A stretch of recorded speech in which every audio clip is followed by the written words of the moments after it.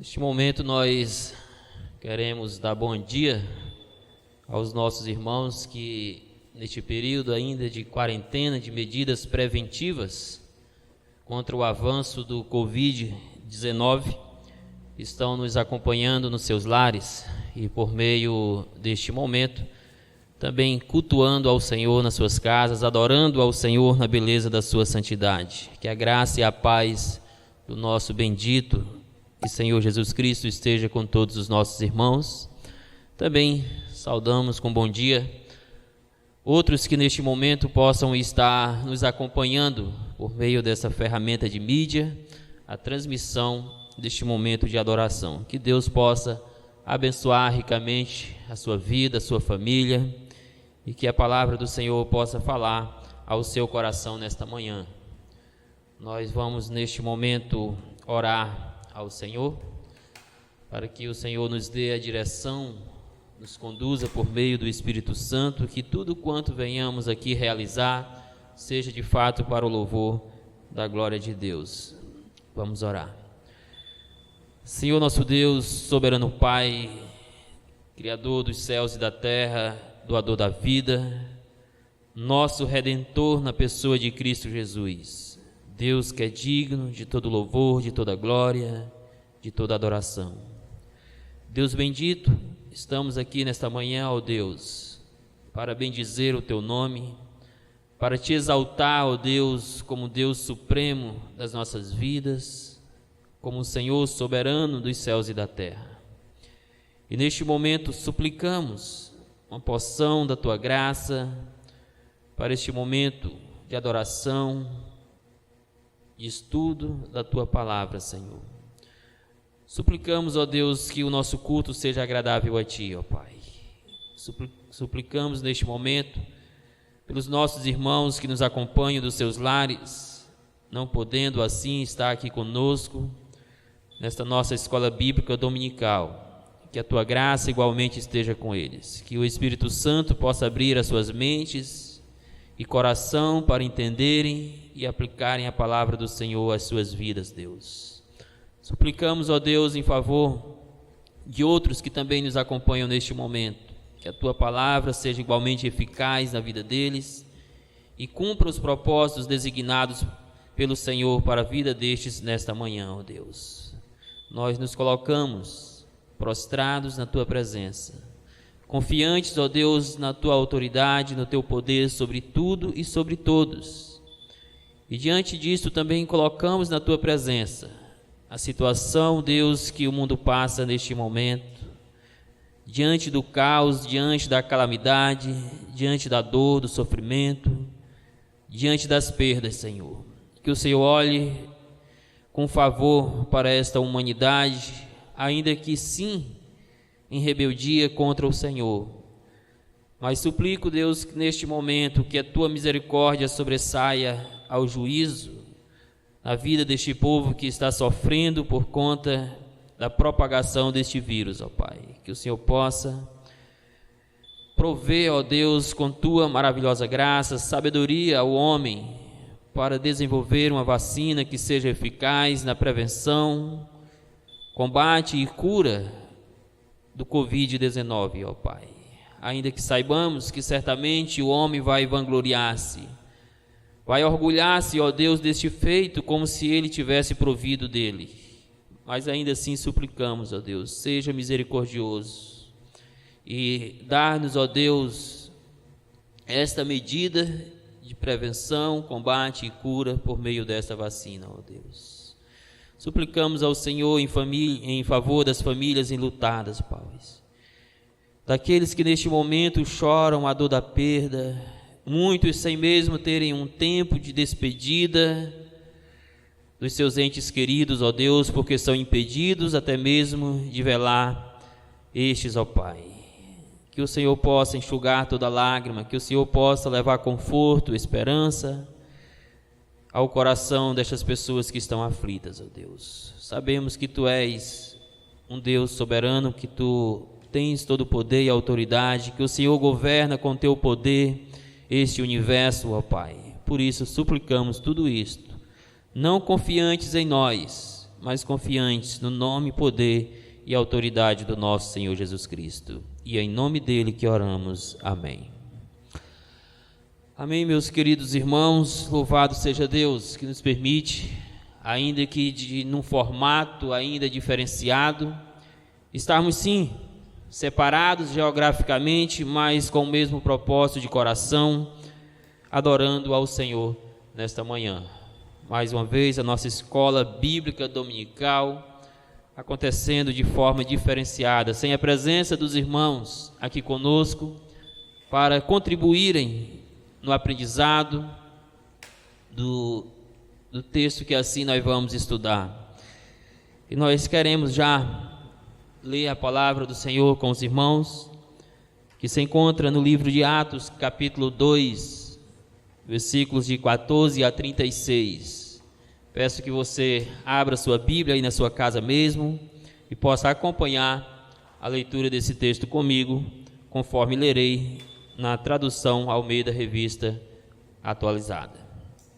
Atos, capítulo 2, versículos 14 a 36, diz assim: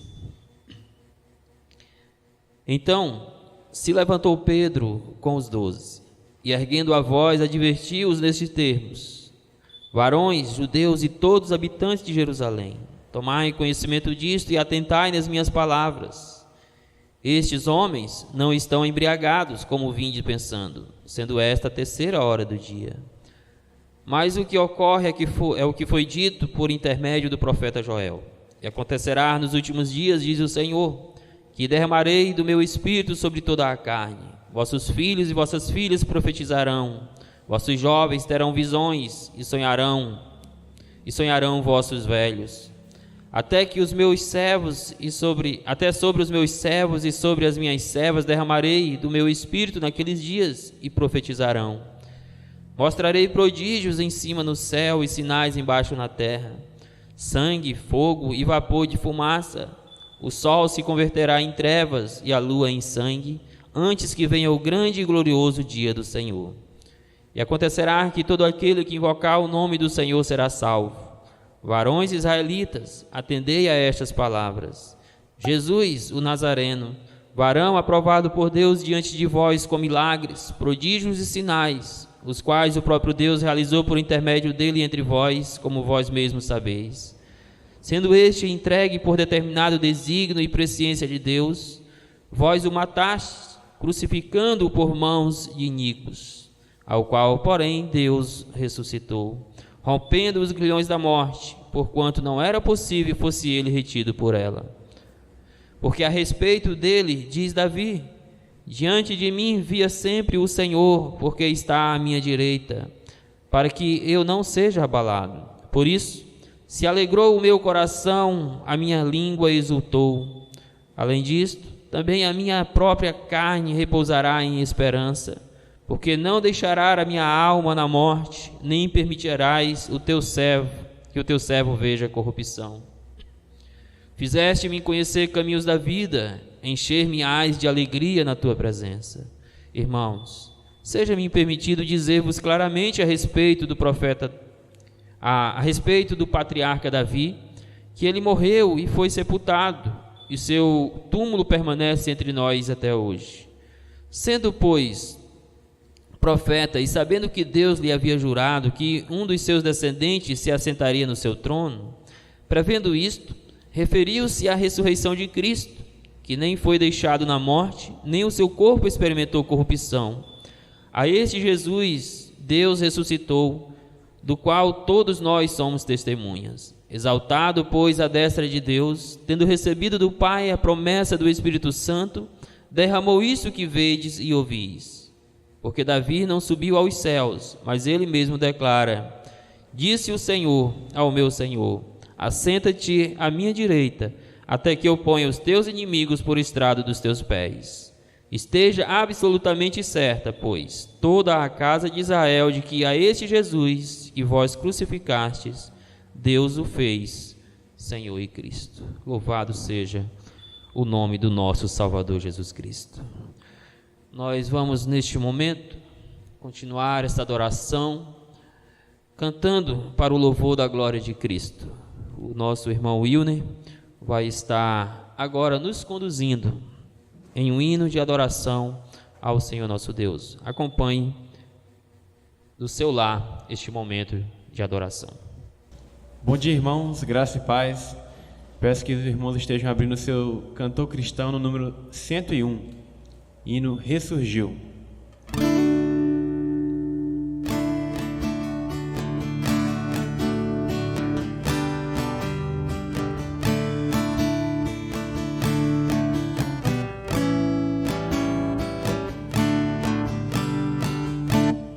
Cristo já ressuscitou, aleluia, sobre a morte triunfou, aleluia, tudo consumado está, aleluia, salvação de graça dá, aleluia. Uma vez na cruz sofreu, aleluia. Uma vez por nós morreu, aleluia. Mas agora vivo está, aleluia. E para sempre reinará, aleluia. Gratos hinos entoai, aleluia. A Jesus o grande Rei, aleluia. Pois a morte quis baixar, aleluia. Pecadores para salvar, aleluia. Amém. Amém. Louvado seja Deus. Que possamos sempre com alegria de coração exaltar a Cristo com sinceridade no nosso coração. Vamos dar continuidade orando mais uma vez. Nesta oração vamos clamar que a graça de Deus esteja conosco para estudarmos a palavra dele neste momento, que será lida logo em seguida. Nosso Deus, nosso Pai, Deus bendito e eterno Rei, Senhor, nós te damos graças por este momento, te damos graças, Senhor, por aqueles que nos acompanham dos seus lares, ó Pai, que estão reunidos com as suas famílias para juntos adorarem ao Senhor. E neste momento pedimos que o Senhor possa, por meio do Espírito Santo, iluminar a nossa mente na compreensão da Tua palavra, Senhor. Que o Senhor possa nos direcionar neste momento, para que a Tua palavra seja ensinada nesta manhã, não no nome ou poder ou autoridade do pregador, o qual nenhuma tem, mas que seja ensinada no nome, poder e autoridade do nosso Senhor Jesus Cristo, ó Pai. E que o Espírito Santo use esta palavra com todo o poder e autoridade que Ele também tem, para abrir a mente e o coração dos ouvintes e assim fazer penetrá-la em suas vidas, ó Pai. Nós suplicamos isto no nome de Jesus Cristo. Nós vamos estudar a palavra do Senhor neste momento, do Evangelho de Lucas, capítulo 22, versículos de 1 a 23. Lucas, capítulo 22, versículos de 1 a 23. O texto é longo, mas contém alguns acontecimentos importantes dos últimos dias da vida de Jesus Cristo, os quais nós queremos nesta manhã estudar com os irmãos. Lucas 22, de 1 a 23.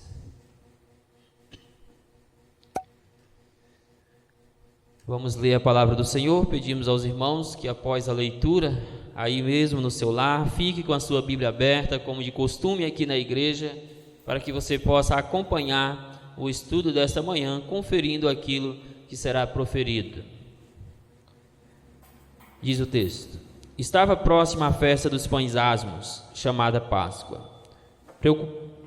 Preocupavam-se os principais sacerdotes e os escribas em como tirar a vida a Jesus, porque temiam o povo.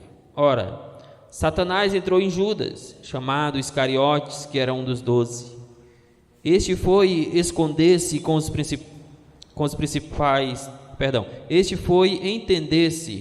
principais sacerdotes e os capitães sobre como lhes entregar a Jesus. Então, eles se alegraram e combinaram em lhes dar dinheiro. Judas concordou e buscava uma ocasião de lhe entregar sem tumulto.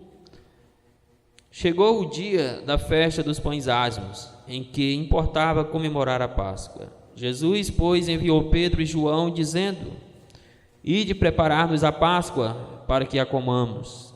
Eles lhes perguntaram: Onde queres que a preparemos? Então lhes explicou Jesus: Ao entrardes na cidade, encontrareis um homem com um cântaro de água. Segui-o até a casa em que ele entrar.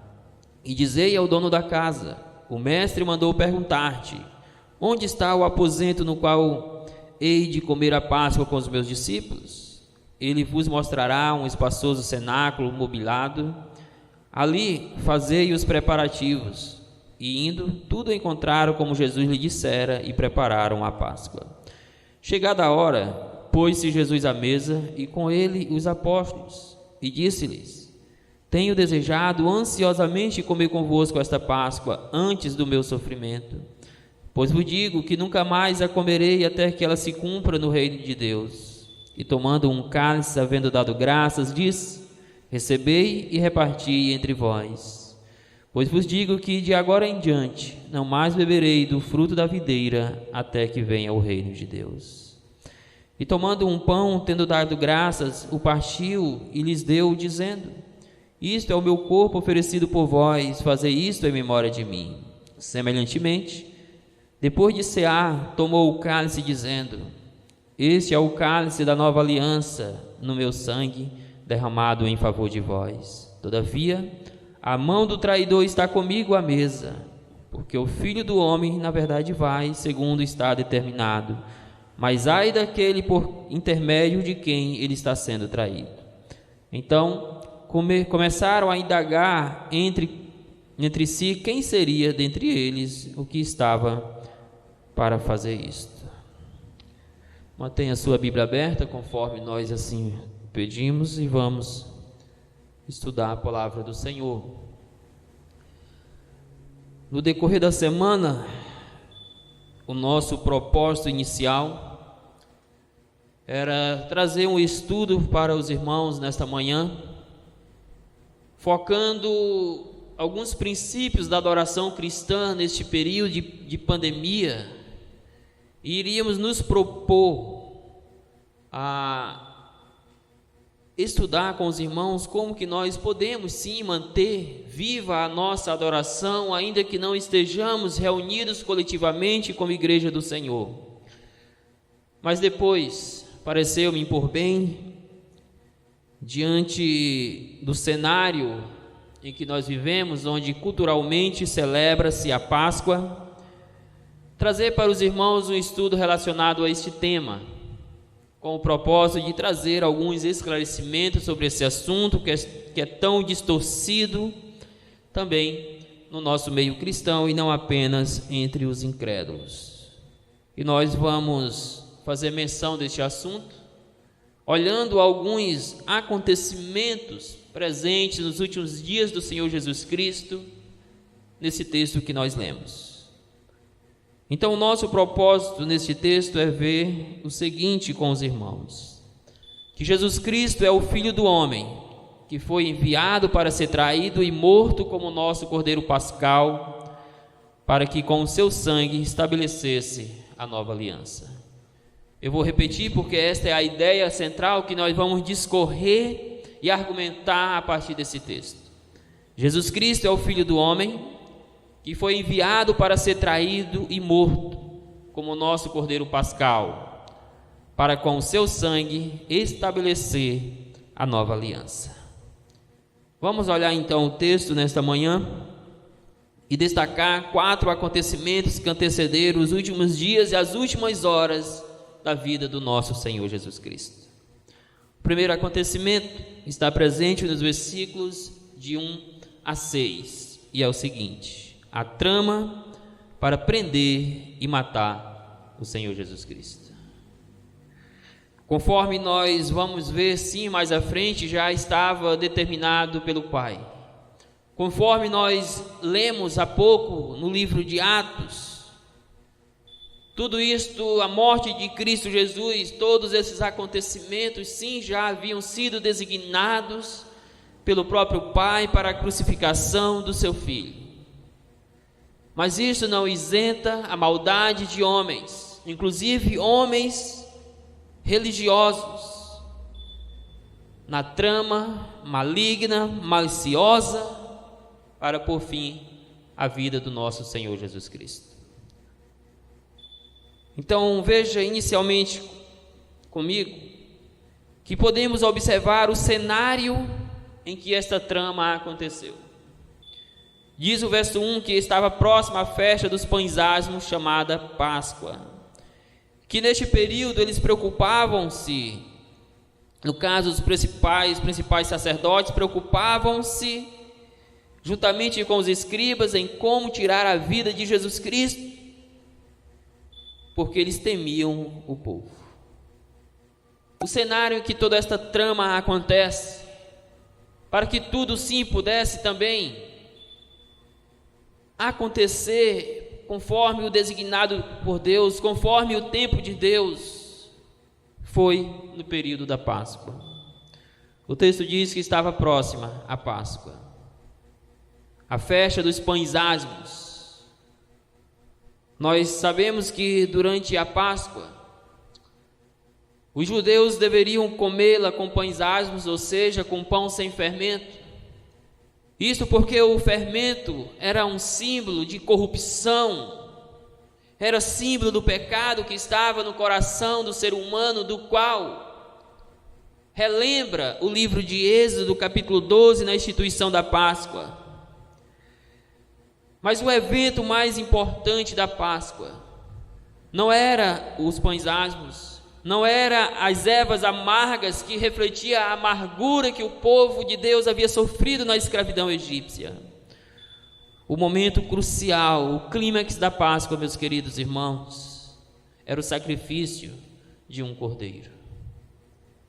E este momento estava próximo. Neste momento, nesta semana de Páscoa, havia sim tumulto em Jerusalém. Muitas aglomerações, pessoas vinham, judeus vinham de outras localidades. E neste período, onde o ambiente estava assim aglomerado pelo povo, sacerdotes, escribas, tramavam em como matar o Senhor Jesus Cristo.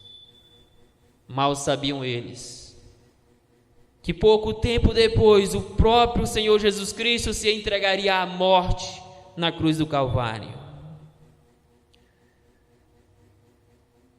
Mas observe comigo em seguida no texto os envolvidos nesta trama que aconteceu nos dias de Páscoa, ou nos momentos antecedentes à Páscoa, ao sacrifício do Cordeiro Pascal.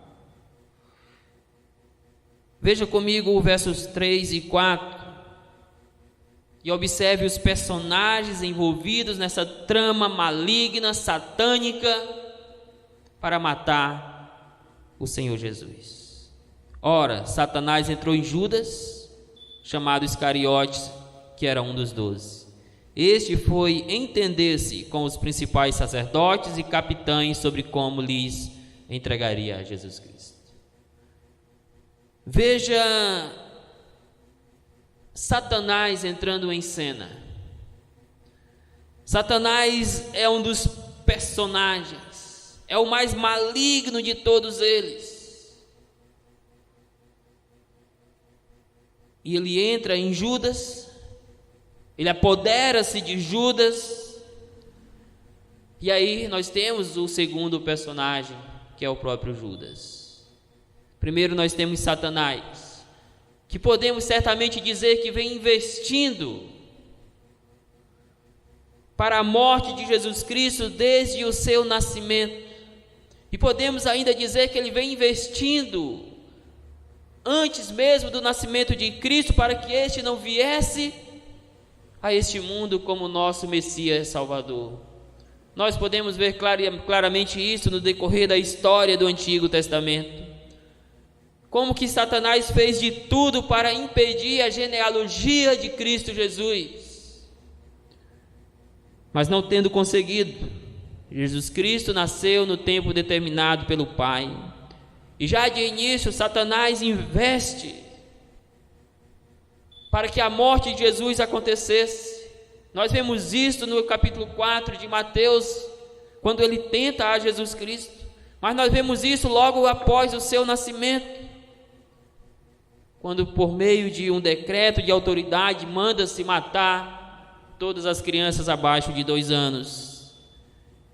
Quem é o maligno que estava por trás disso tudo? Certamente era Satanás. E aqui nós vemos novamente, agora ele entrando em Judas, um daqueles que andou com Cristo Jesus, um daquele que por inúmeras vezes comeu juntamente com Cristo, um daqueles que presenciou muito dos milagres do Senhor Jesus Cristo, um daqueles que viu muitas pessoas sendo salvas, muitas pessoas sendo curadas, um daqueles que experimentou e presenciou muito da autoridade e do poder de Cristo. Satanás entra neste, um dos 12, Judas Iscariotes, o traidor, para que este pudesse, sendo usado por Satanás, entregar o Senhor Jesus Cristo, para que logo mais ele pudesse padecer na cruz do Calvário. Satanás é um dos personagens envolvidos nesta trama. Judas é outro personagem envolvido nesta trama maligna. Mas nós temos outros. Nós temos as autoridades religiosas de Israel. Aqueles que mais do que qualquer outro deveriam reconhecer em Cristo o Messias de Deus, porque eles conheciam as profecias. Aqueles que deveriam reconhecer em Jesus Cristo o Filho do homem que foi enviado por Deus para estabelecer com o seu sangue a nova aliança. Mas não é isto que acontece. Seus corações endurecidos, suas vidas abarrotadas pela religiosidade dos seus dias, o pecado presente nos seus corações, tudo isto os impediu de verem em Cristo o Senhor da glória.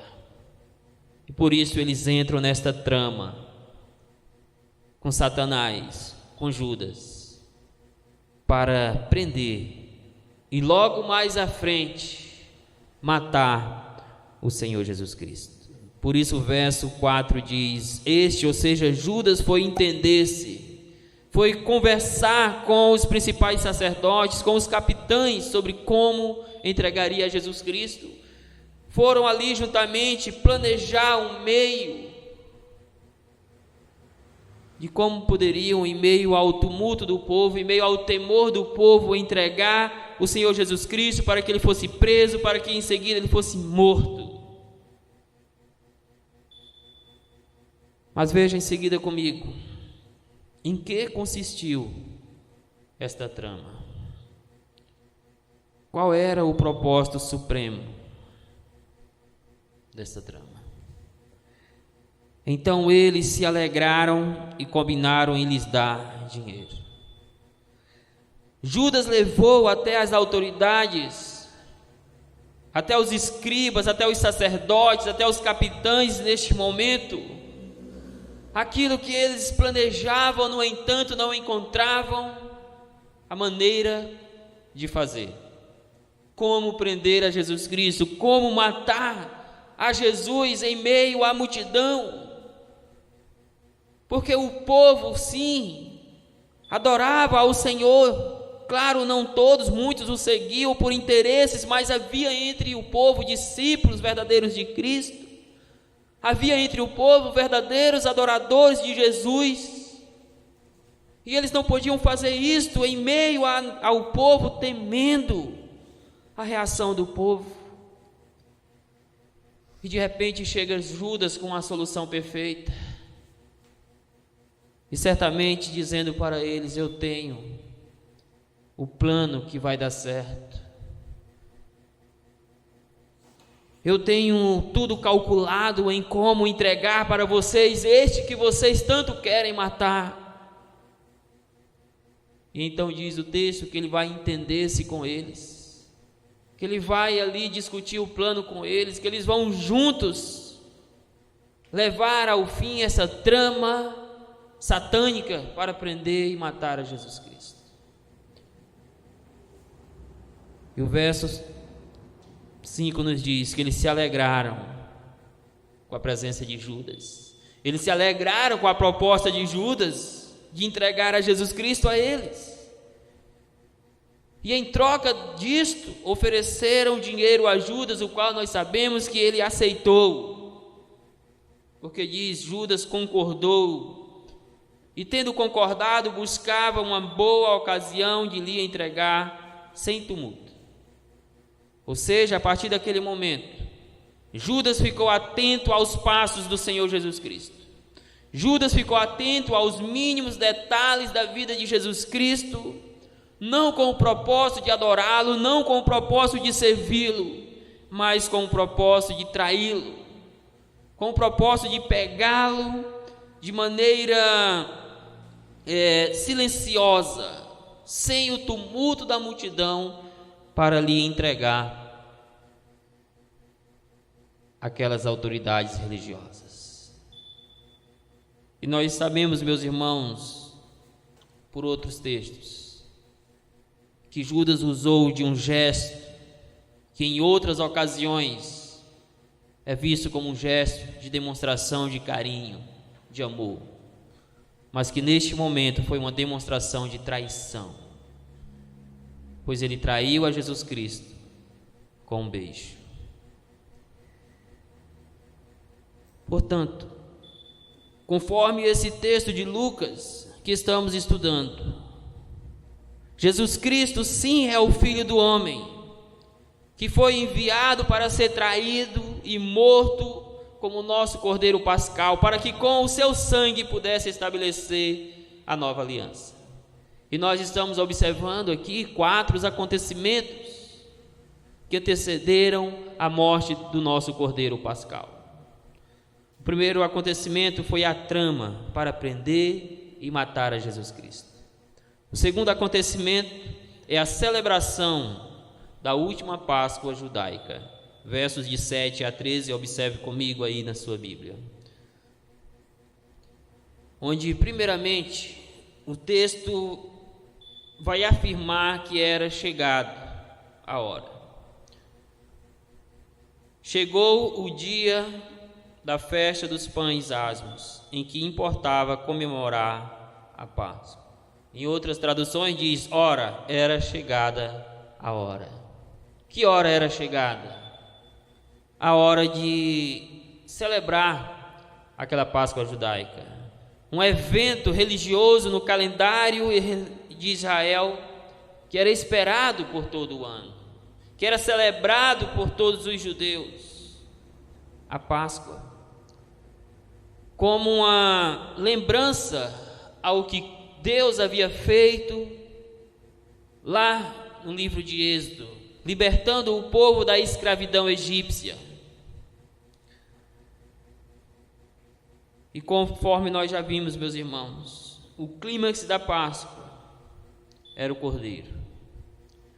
Para lembrar aquele Cordeiro que foi sacrificado na casa dos judeus, dos hebreus, quando eles estavam para serem libertados por Deus, e para não serem destruídos juntamente com os primogênitos dos egípcios, Deus manda que eles matassem o cordeiro e que pudesse aspergir o sangue daquele cordeiro nas portas da sua casa, e quando o anjo da morte passasse para destruir os egípcios, pouparia o povo de Israel, passaria por cima. E este é o significado da palavra Páscoa: passar sobre, passar por cima, de tal maneira que eles não fossem destruídos.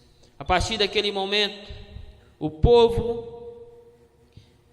de Israel deveria anualmente celebrar a Páscoa, relembrando este grande episódio, esta grande libertação nas suas vidas, e também para purificarem-se dos seus pecados.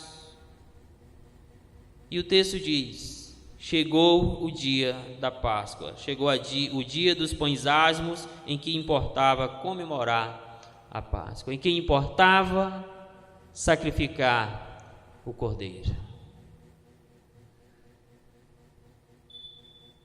Mas veja em seguida comigo que podemos ver o Senhor Jesus Cristo instruindo os discípulos a prepararem aquilo que seria assim a última Páscoa judaica, a última Páscoa comida pelos discípulos que eram judeus, porque a partir daquele momento, logo mais à frente, nós vamos ver essa transição. A Páscoa não faria mais parte daquele povo, da vida daquele povo. Sim, a Páscoa continua sendo ainda praticada entre os judeus, mas a prática não traspassou para o cristianismo, e não deve então ser celebrada pelos cristãos, porque ela foi substituída pela ceia do Senhor, conforme nós veremos. Mas aqui nós vemos o Senhor Jesus Cristo instruindo nos seus mínimos detalhes, cumprindo sim os requisitos da época, os costumes da época com relação à Páscoa, para que ela fosse celebrada pela última vez. Por isso os versos de 8 a 12 vão dizer que Jesus, pois, enviou Pedro e João, dizendo: ide preparar-nos a Páscoa para que a comamos. Eles perguntaram: onde queres que a preparemos? Então lhes explicou Jesus: ao entrares na cidade, encontrareis um homem com um cântaro de água, segui-o até a casa em que ele entrar, e dizei ao dono da casa: o mestre manda perguntar-te, onde é o aposento no qual hei de comer a Páscoa com os meus discípulos? E ele vos mostrará um espaçoso cenáculo mobilado, ali fazei os preparativos. Jesus Cristo aqui pede que os seus discípulos pudessem ir até a casa deste homem, porque ali havia um espaço mobiliado, certamente para atender a essas necessidades, para atender às necessidades daqueles que peregrinavam para Jerusalém neste período de Páscoa. E ali já tinha um espaço devidamente preparado.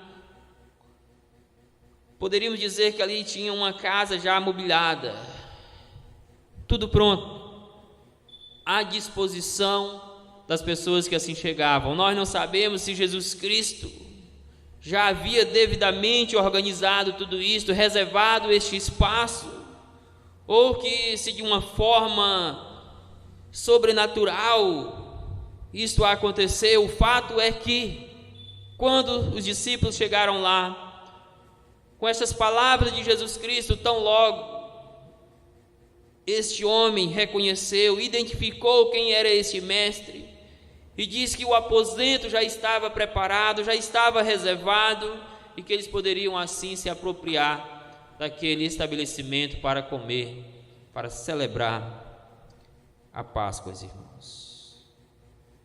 Isso mostra como o Senhor Jesus Cristo, juntamente aqui com seus discípulos, celebraram a última Páscoa, como que Jesus Cristo deu os detalhes, como que Jesus Cristo ordenou todos os preparativos para aquilo que seria a última Páscoa judaica. Meus irmãos, o Senhor Jesus sabia que à medida que chegava o momento da Páscoa, também se aproximava o momento do sacrifício dele como o Cordeiro de Deus que tira o pecado do mundo. Ele sabia que para isso havia vindo a este mundo. Ele sabia que estava nos planos, propósitos, desígnios de Deus este acontecimento. Mas neste momento podemos imaginar o coração do Senhor Jesus Cristo, sabendo que pouco tempo depois de ter comido o Cordeiro Pascal, de ter sacrificado o Cordeiro Pascal, aquele animal, ele mesmo daria a si próprio como sacrifício pelas nossas vidas. A celebração da última Páscoa está cheia de acontecimentos relacionados à morte do Cordeiro de Deus. A celebração da última Páscoa seria a última vez em que um cordeiro seria e derramaria o seu sangue para a purificação do povo de Deus. Porque a partir dali, esse simbolismo da morte do Cordeiro alcançaria o seu cumprimento na morte do Senhor Jesus Cristo. Jesus está instruindo a preparar a última Páscoa.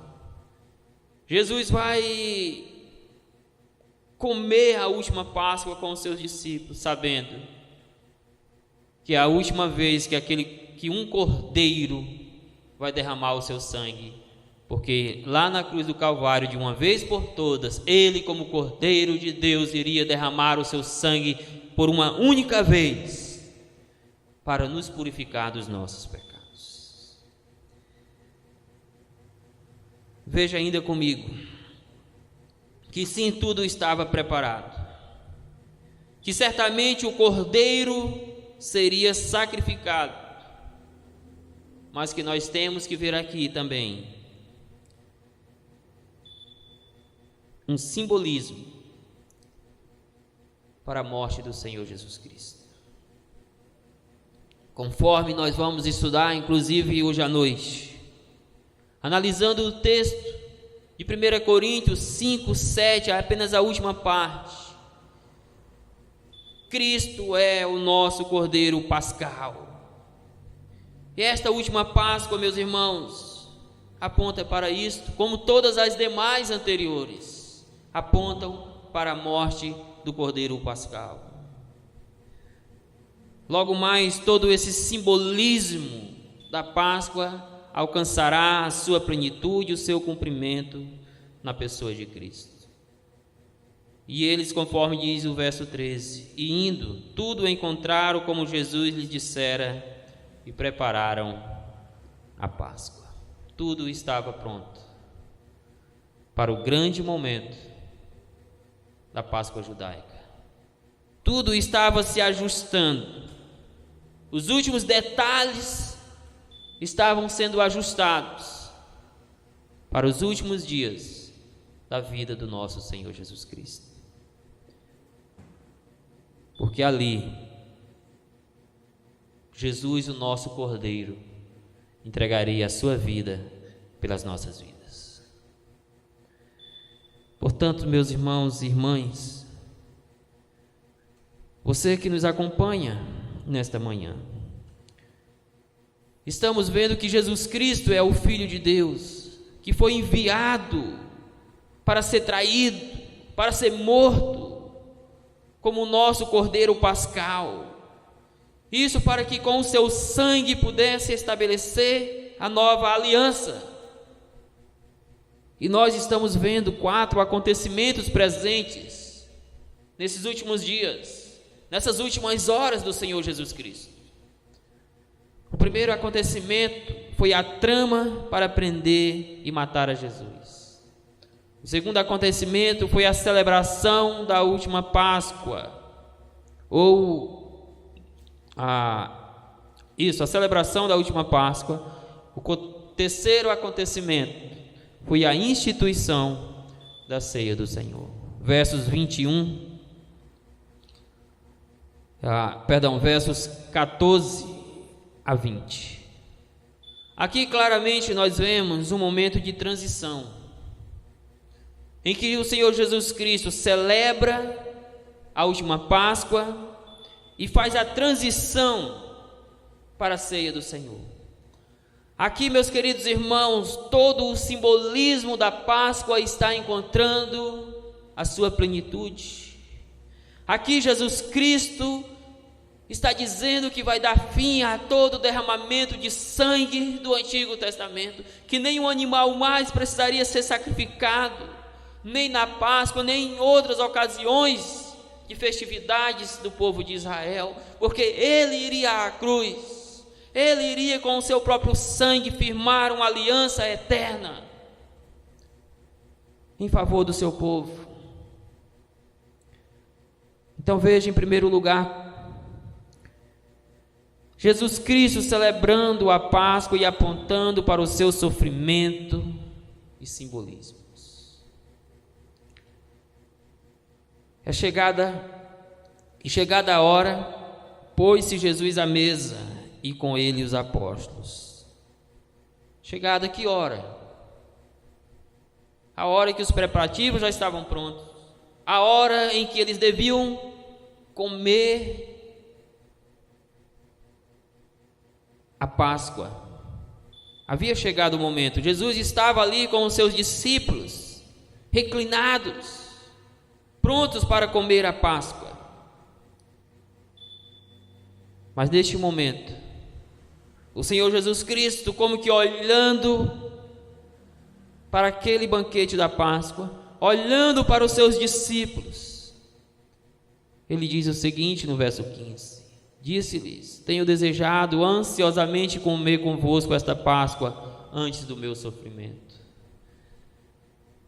Meus irmãos, este é praticamente o último momento desta comunhão, dessa fraternidade que Jesus Cristo tem com todos os seus discípulos reunidos. Jesus estava ansioso para participar com eles desta Páscoa. Sim, porque aquele seria como que um momento de despedida. Porque, conforme ele diz, isso aconteceu antes do seu sofrimento, antes da sua morte. Jesus não teve outra ocasião para se reunir com os seus discípulos, para ceiar com os seus discípulos. Por isso ele diz o quanto ele estava ansioso por este momento. Meus irmãos, mas ao mesmo tempo que ele estava ansioso, podemos sim pensar aqui na agonia que ele passaria na cruz do Calvário. Nós podemos sim aqui pensar na agonia do Getsêmani.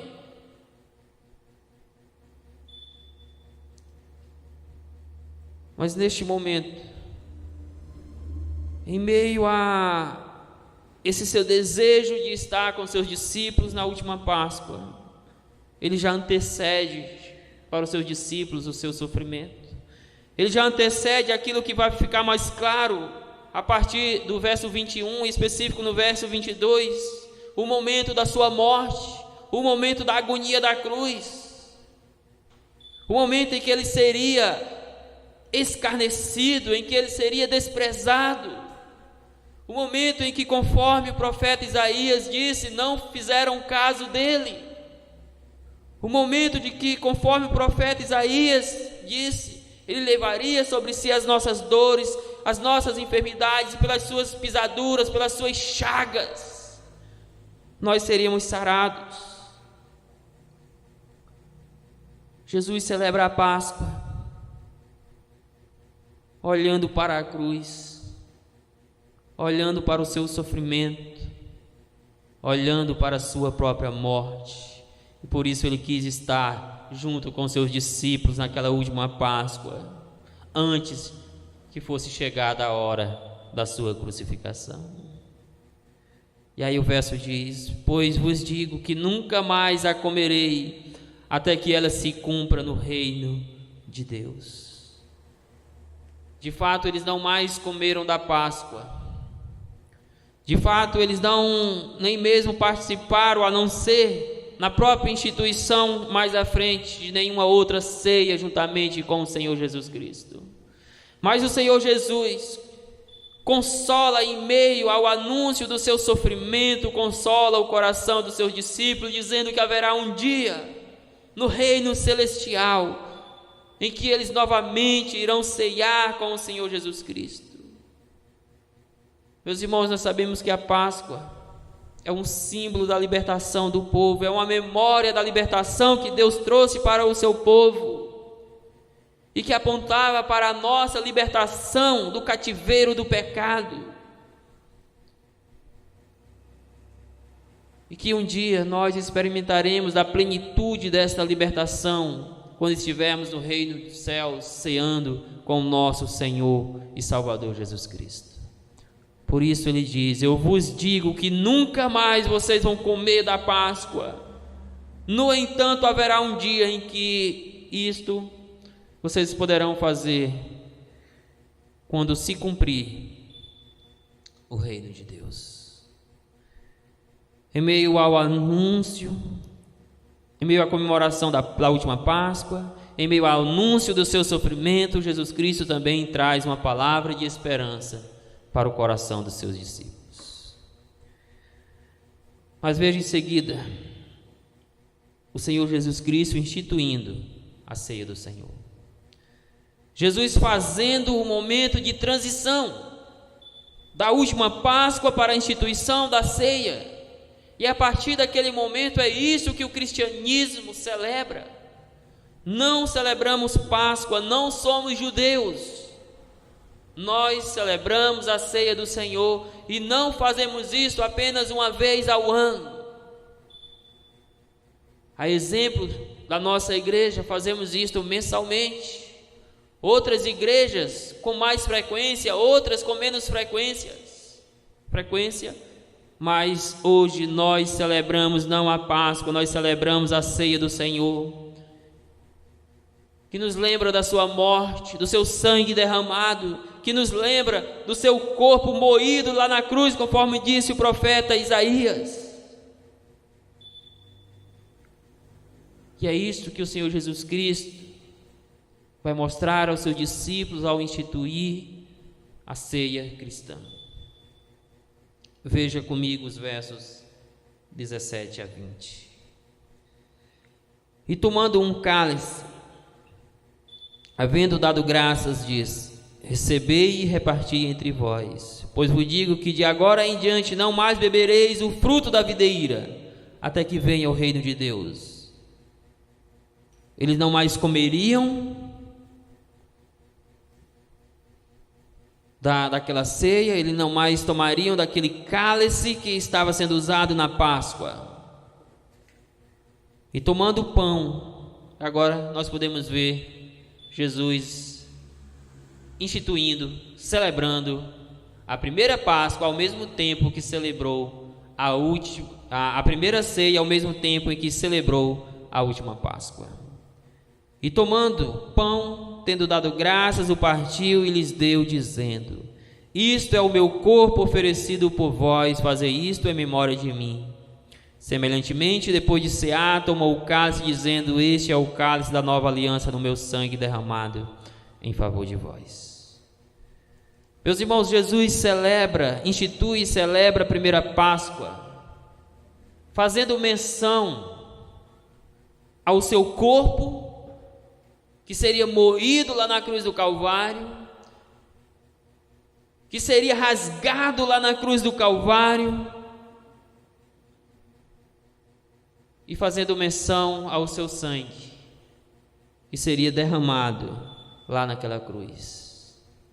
Sangue este que purifica os nossos pecados, sangue este que limpa os nossos corações.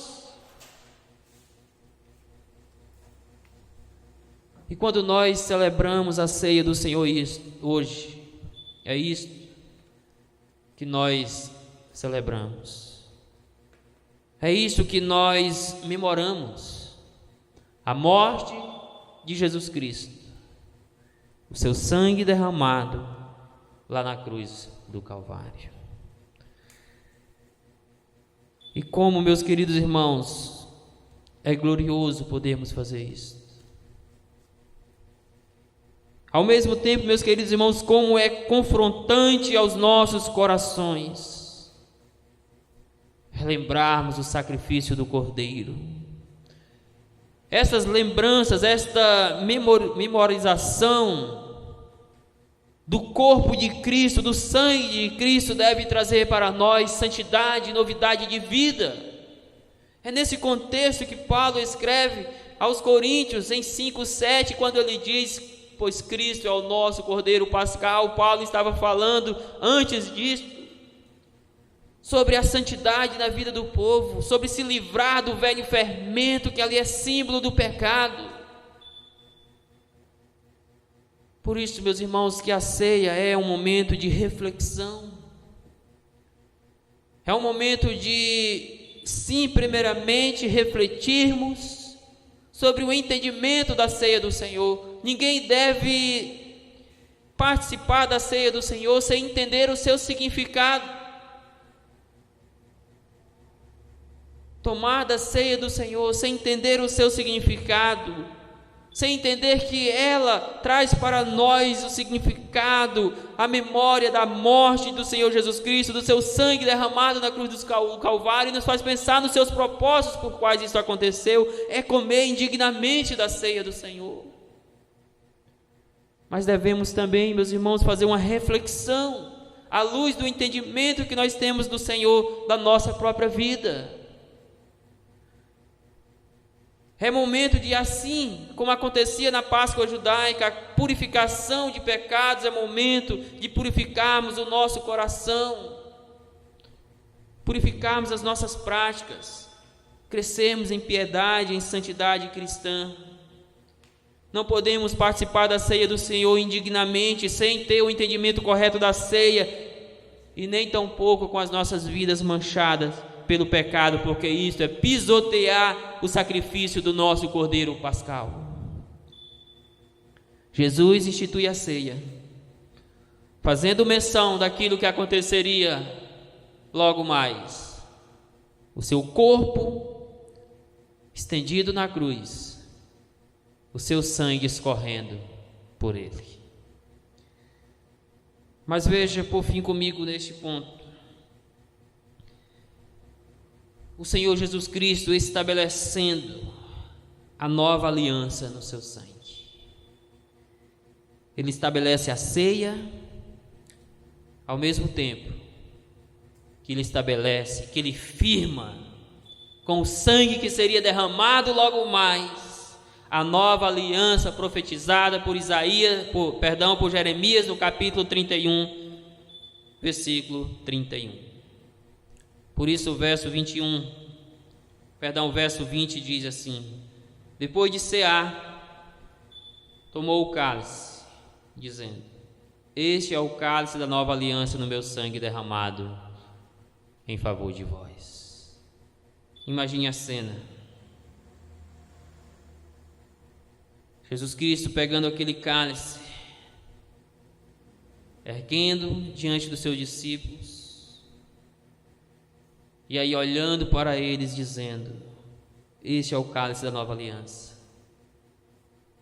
este é símbolo do meu sangue, que vai ser derramado logo mais, não muito tempo depois, lá na cruz, em favor de vocês. Vejam, meus queridos irmãos, que Jesus Cristo, como nosso Cordeiro Pascal, de fato entregou-se à morte. A sua morte não foi em favor de si próprio, a sua morte foi vicária, ou seja, foi em favor de outros. Foi ao seu favor, foi ao meu favor. Por isso ele diz: este é o sangue, este é o cálice da nova aliança, no meu sangue, no sangue do Cordeiro de Deus que tira o pecado do mundo, que vai ser derramado quando eu for sacrificado, que vai ser derramado quando os pregos me perfurarem. quando a coroa de espinho perfurar a minha cabeça e o sangue escorrer, este é o sangue da nova aliança. E eu estou fazendo isso em favor de vocês, diz o nosso Senhor Jesus Cristo. Ah, meus irmãos, este é o precioso sangue do nosso Senhor Jesus, que pode purificar-nos de todo o pecado, que pode limpar a imundícia do nosso coração pecaminoso, que pode reestabelecer a nossa comunhão, o nosso relacionamento com Deus, que pode nos trazer perdão de pecados, que pode, meus queridos, nos conduzir numa vida santa diante da presença do Senhor. Portanto, sim, Jesus Cristo é o Filho do homem, é o Filho de Deus, que foi enviado para ser traído e ser morto como nosso Cordeiro Pascal, para que com o seu sangue pudesse estabelecer a nova aliança. E relembrando, nós estamos vendo 4 acontecimentos que antecederam os últimos dias, as últimas horas do Senhor Jesus Cristo. O primeiro acontecimento foi a trama para prender e matar a Jesus. O segundo acontecimento foi a celebração da última Páscoa. O terceiro acontecimento foi a instituição da ceia, onde ao mesmo tempo o Senhor firma os princípios da nova aliança, autenticando-a com o seu próprio sangue. O quarto acontecimento foi a indicação do traidor. Veja comigo os versos 21 a 23. Aqui, inicialmente, nós vemos o Senhor Jesus Cristo confrontando o traidor. E nós sabemos que o traidor é Judas. Jesus já sabia que o traidor era Judas, mas os discípulos não sabiam ainda que este era o traidor. E sim, meus irmãos, nós sabemos que para que os desígnios de Deus fossem cumpridos, a traição iria acontecer. Judas iria fazer o que ele fez, porque conforme diz a Escritura, em outra ocasião, para isto, ele foi designado, para trair o Senhor Jesus Cristo.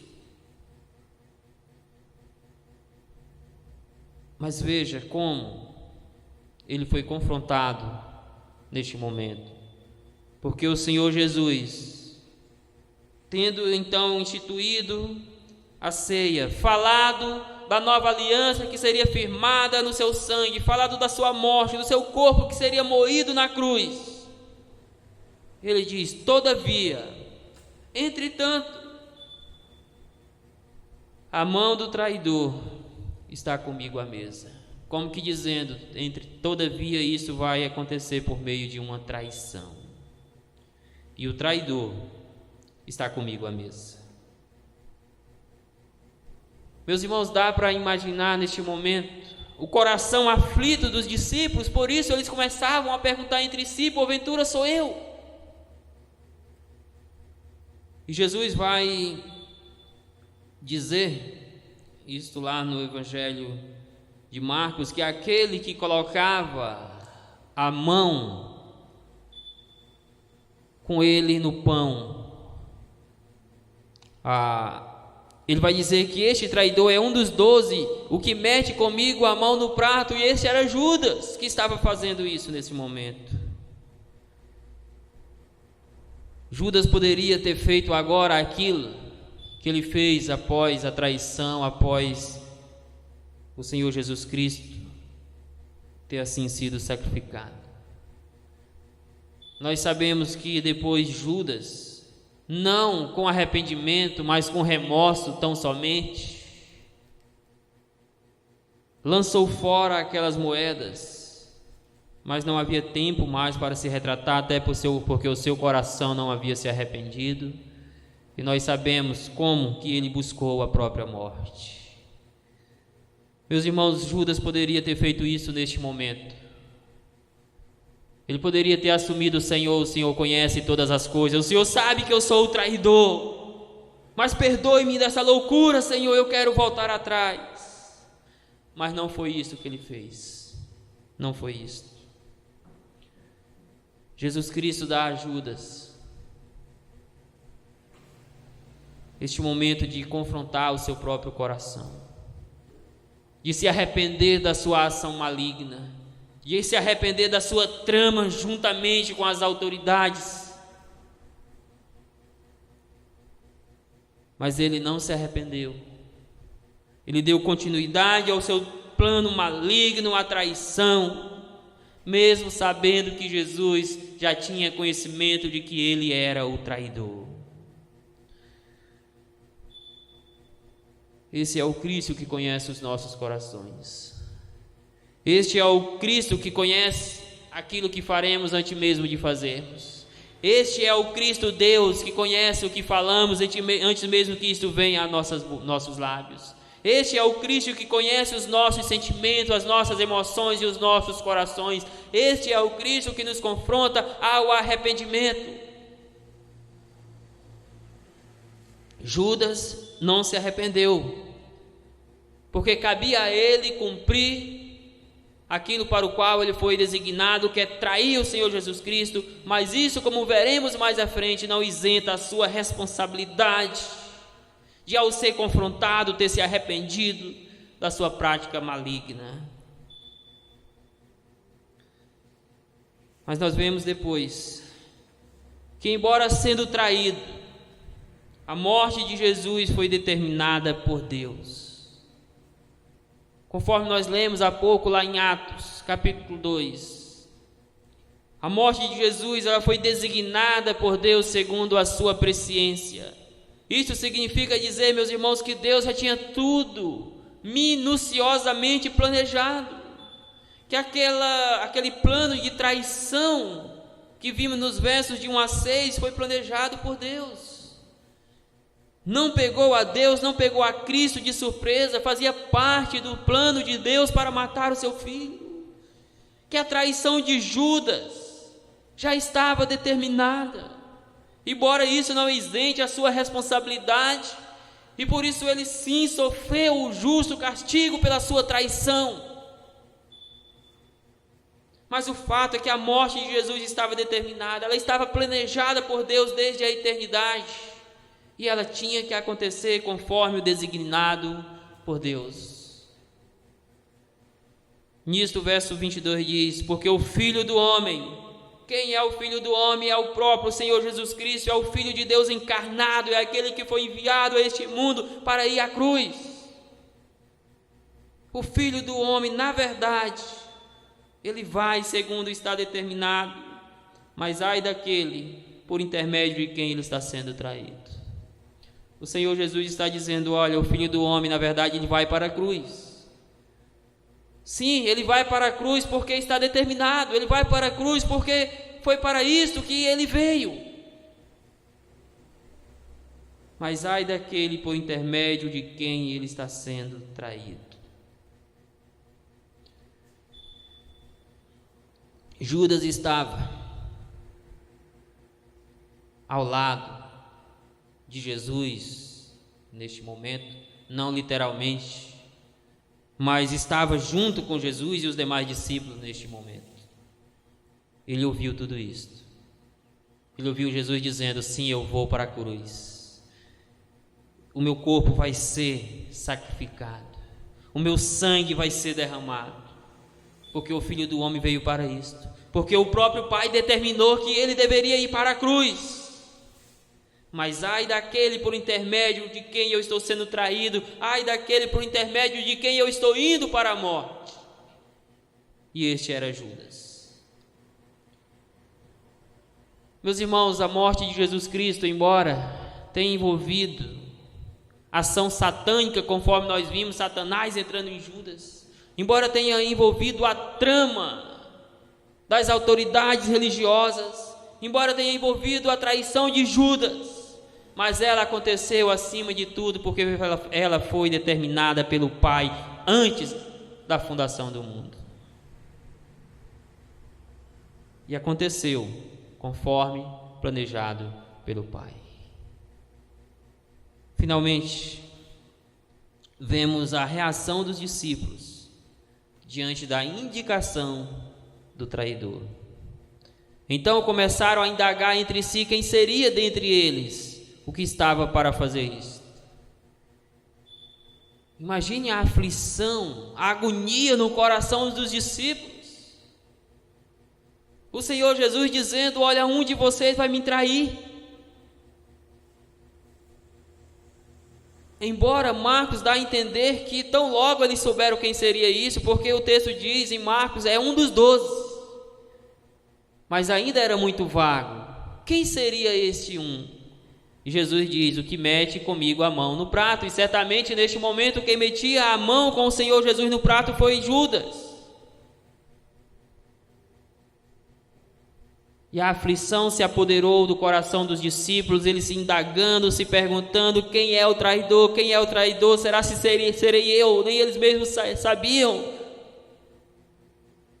Enquanto isso, o próprio Judas, de forma silenciosa, guardou a sua trama, o seu plano satânico de entregar o Senhor Jesus à morte. Porque embora ele fosse ser traído, a morte foi determinada por Deus. E ela tinha que se cumprir, meus irmãos. O cordeiro pascal tinha que ser sacrificado.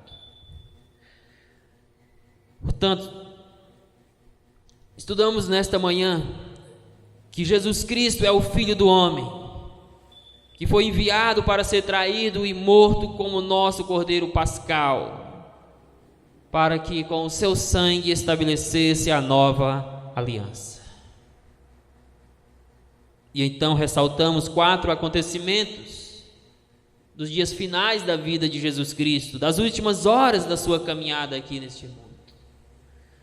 O primeiro acontecimento foi a trama para prender e matar a Jesus. O segundo acontecimento foi a celebração da última Páscoa. O terceiro acontecimento foi o estabelecimento.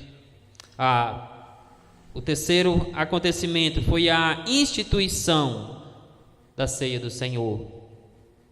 O quarto acontecimento foi a indicação do traidor. Eu quero finalizar esse estudo fazendo 4 aplicações. A primeira aplicação, eu digo o seguinte: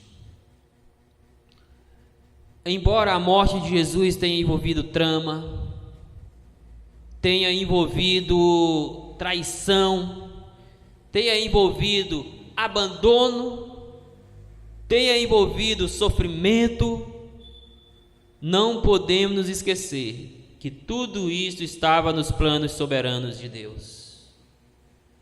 Por isso, o Senhor Jesus afirmou que o Filho do Homem vai, conforme está determinado por Deus. Meus irmãos, todas estas pessoas, inclusive o próprio Satanás, foram apenas marionetes nas mãos de Deus para que os seus propósitos fossem cumpridos à morte do seu filho, para que a crucificação acontecesse, para que a morte acontecesse, para que a ressurreição acontecesse no terceiro dia. Meus irmãos, aqueles judeus, aquelas autoridades religiosas não sabiam que aquilo que há tempo eles vinham planejando, o Senhor Deus lhes daria de bandeja, que era o seu filho crucificado.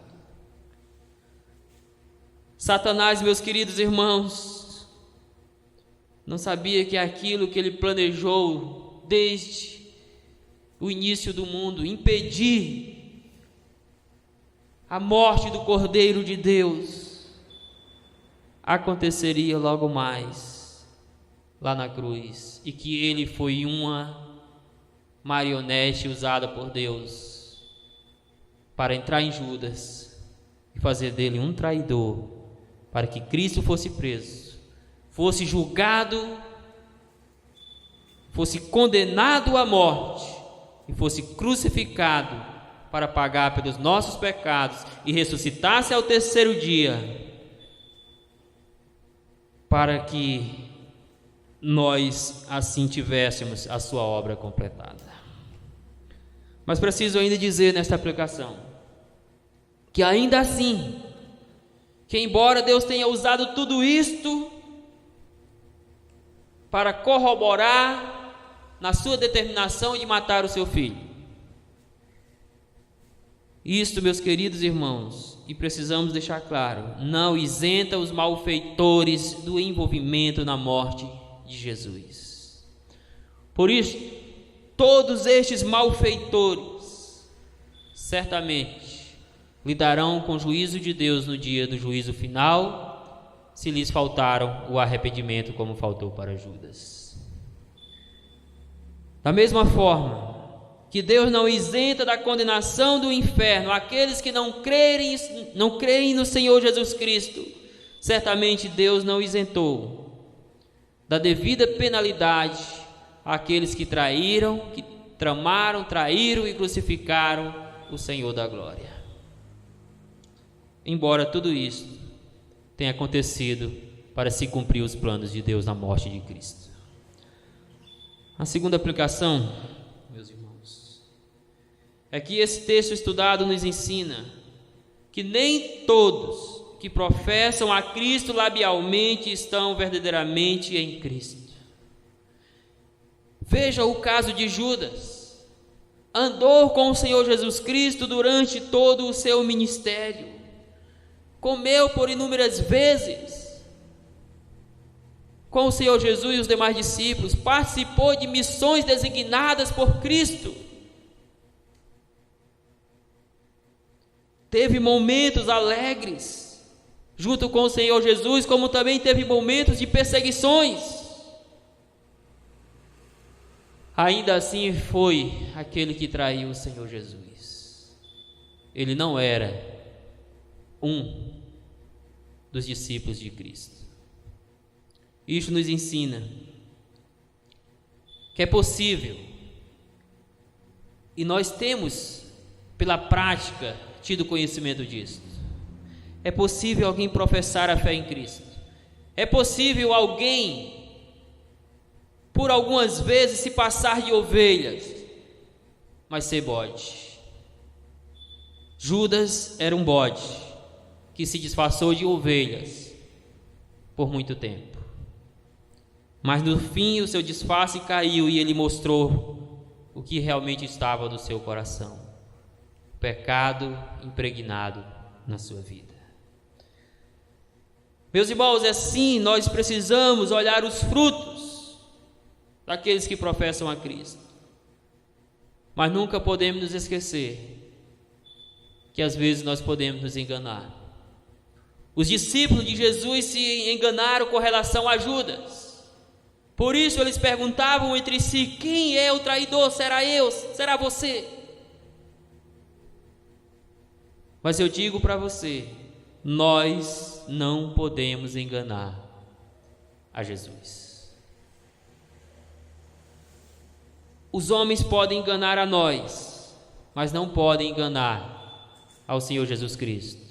Jesus conhecia o traidor. Jesus conhece quem são suas ovelhas. Jesus conhece os bodes que estão vestidos de ovelhas nas nossas igrejas. Saibamos, meus irmãos, que nem todos que professam a fé em Cristo são verdadeiramente discípulos de Jesus. Nem toda profissão de fé é verdadeira, e com certeza temos muitos Judas em nossas igrejas. E eu digo, precisamos ter cuidado com estes, porque no momento certo eles vão agir contra nós. Terceira aplicação: embora como cristãos não celebremos a Páscoa, porque a Páscoa é uma festa judaica que teve o seu simbolismo plenamente cumpridos em Cristo.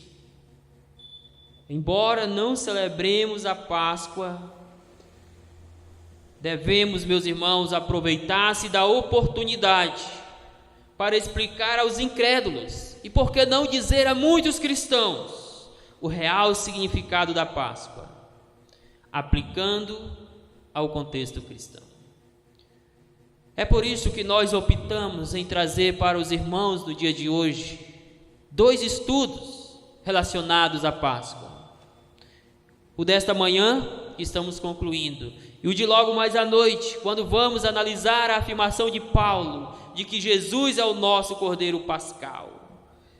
Meus irmãos, nós não celebramos, é uma festa judaica, mas a melhor maneira de lidarmos com esta festividade cultural para os nossos dias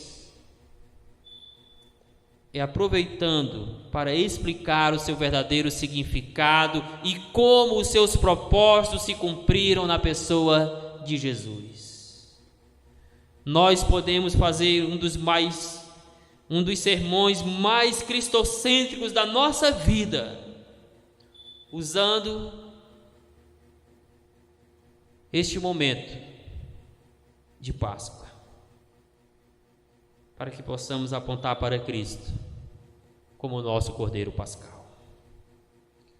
Aproveite esta ocasião, pergunte às pessoas se elas de fato sabem o que é a Páscoa. Mostre para elas que Páscoa não é ovos de Páscoa, não é coelhos ou outras coisas mais. Mostre como isso aponta para Jesus Cristo. Quarta e última aplicação. Entenda que os cristãos não celebram a Páscoa porque ela foi substituída pela ceia do Senhor, que é um memorial da morte de Jesus e do anseio pela sua volta. Havia na celebração da Páscoa uma expectativa messiânica, uma expectativa sobre o dia que o Filho do Homem viria. Meus irmãos, hoje nós celebramos a ceia como memorial da morte de Jesus, do seu sangue derramado, mas também como uma expressão de anseio pela sua volta. A Páscoa fazia parte da antiga aliança, baseada em sangue de animais. A ceia faz parte da nova aliança, baseada no sangue do Cordeiro de Deus que tira o pecado do mundo. Por isso, nós cristãos genuinamente convertidos a Cristo, não celebramos a Páscoa, celebramos a ceia, não uma única vez do ano, mas tantas vezes quanto a igreja julgar por bem.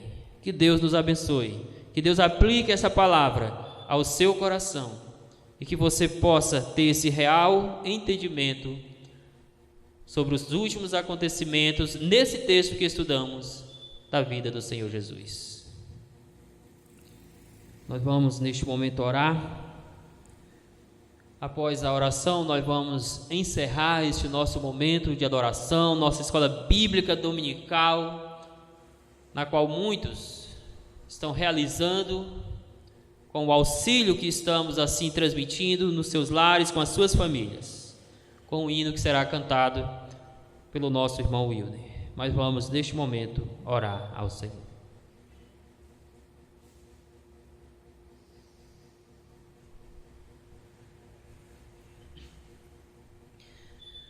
Santo Deus, Pai,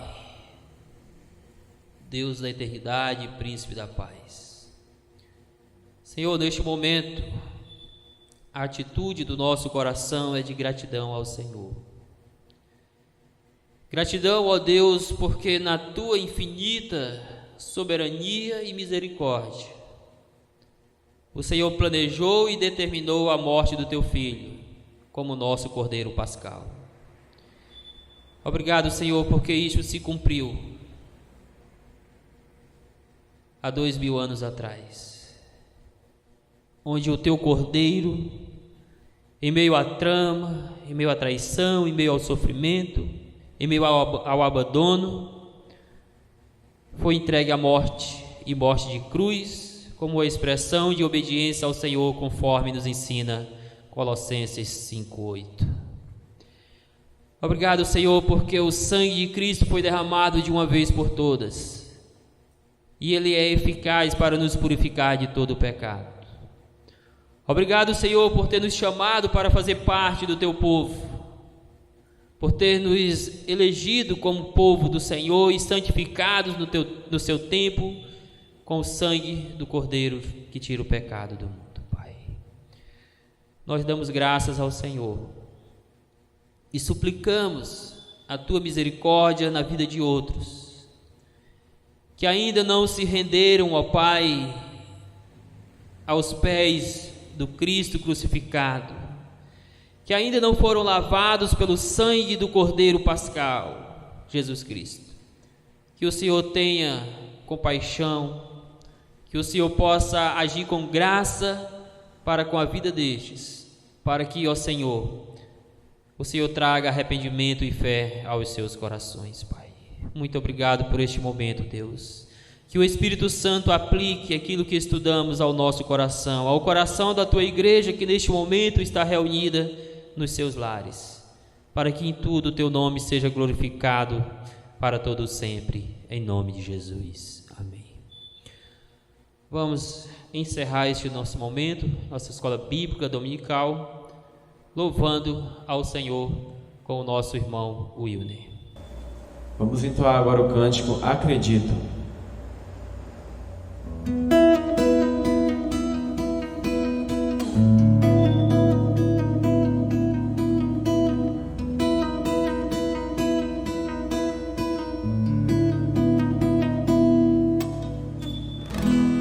Nesses dias de desespero, incerteza e medo há, em uma salvação eu creio em Ti, creio em Ti. Acredito em Jesus Cristo, acredito em Deus o Pai, acredito no Santo Espírito, que nos vida nova traz. Acredito na cruz de Cristo e que a morte enfim venceu. Acredito que ressurreto muito em breve voltará. Creio em Ti.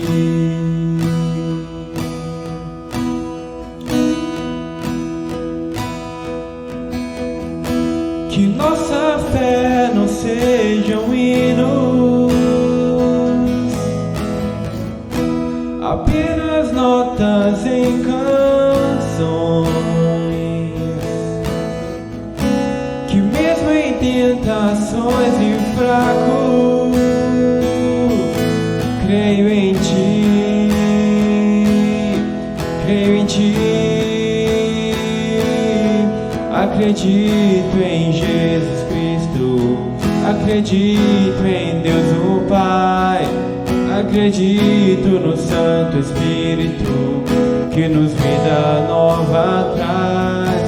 Acredito na cruz de Cristo e que a morte enfim venceu.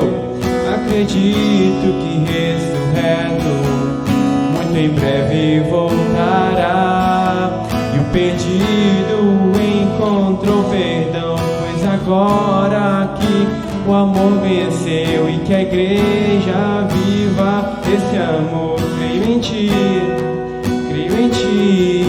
e as cadeias não prevalecerão, pois o véu rasgou e veio ao chão. Seu amor não voltará em vão. Creio em Ti, acredito em Jesus Cristo, acredito em Deus o Pai, acredito no Santo Espírito, que nos vida nova traz. Acredito na cruz de Cristo e que a morte enfim venceu. Acredito que ressurreto muito em breve voltará. Em breve voltará.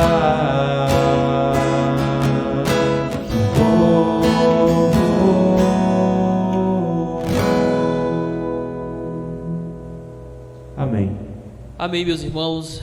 Estamos assim finalizando este momento lembrando aos irmãos que nos acompanham nos seus lares, lembrando a outras pessoas que também estão nos acompanhando, que logo mais à noite estaremos neste mesmo formato adorando a Cristo. Então nos acompanhe por este mesmo canal de transmissão às 19h30, quando iremos mais uma vez estudar a palavra de Deus, olhando o texto de 1 Coríntios 5:7, parte B, onde Paulo afirma: pois o nosso Cordeiro Pascal foi sacrificado. Fique conosco às 19h30. E aí, espero que você tenha gostado desse vídeo que você acabou de assistir. Não se esqueça de dar seu joinha, seu like, compartilhar esse vídeo e se inscrever no nosso canal e ativar o sininho.